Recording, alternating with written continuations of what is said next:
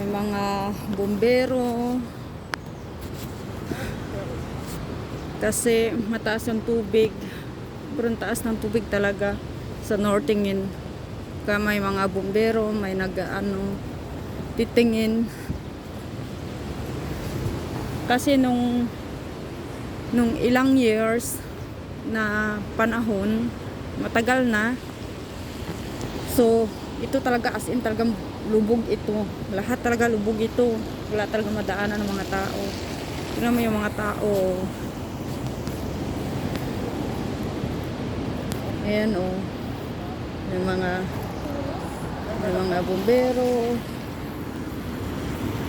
Kasi lubog dun sa kabila eh. Kaya sinarado ang kalsada oh.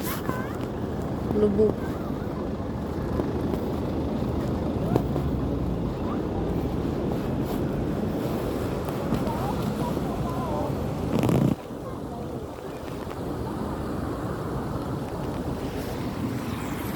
Sarado papuntang Neta Tanslin.